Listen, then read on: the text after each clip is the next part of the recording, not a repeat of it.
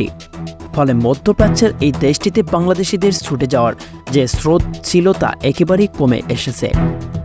সাম্প্রতিক রেমিটেন্স পাঠানোর শীর্ষে রয়েছে আরব আমিরাত, কিন্তু এই ভিসা নীতি অব্যাহত থাকবে দেশটিতে অবস্থানরত বাংলাদেশি ব্যবসায়ী ও শ্রমিকদের ব্যাপকভাবে ক্ষতির সম্মুখীন হওয়ার আশঙ্কা করেছেন প্রবাসীরা।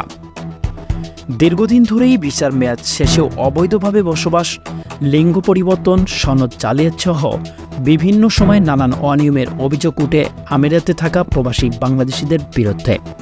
এই প্রবণতা ঠেকাতে দেশটিতে বিভিন্ন ক্যাটাগরির ভিসার ব্যাপক কঠোরতা নিয়ে এসেছে দেশটি। ফলে চরমভাবে বিপাকে পড়েছে বাংলাদেশি ভিসা প্রার্থীরা। এদিকে স্কেল ভিসার ক্ষেত্রেও রয়েছে চরম কঠোরতা। সত্যায়িত গ্র্যাজুয়েশন সার্টিফিকেট ছাড়া কোনো বাংলাদেশিকে ভিসা দেওয়া হচ্ছে না। যারা সার্টিফিকেট দিচ্ছেন তাদের সার্টিফিকেটগুলো বাংলাদেশের শিক্ষা মন্ত্রণালয়, পররাষ্ট্র মন্ত্রণালয়ের সত্যায়ন করার পর মূল সার্টিফিকেট পুনরায় বাংলাদেশ দূতাবাস বা কনসুলেটে সত্যায়ন করতে হয়। এরপর আমিরাতের বৈদেশিক মন্ত্রণালয় থেকে সত্যায়নের পর মিলবে চাকরির ভিসা। কমিউনিটির নেতারা বলেছেন, আমিরাতের নতুনভাবে যে ভিসা নীতি প্রণয়ন করা হয়েছে এর ফলে বাংলাদেশের ক্ষয়ক্ষতিগ্রস্ত হওয়ার সম্ভাবনা রয়েছে।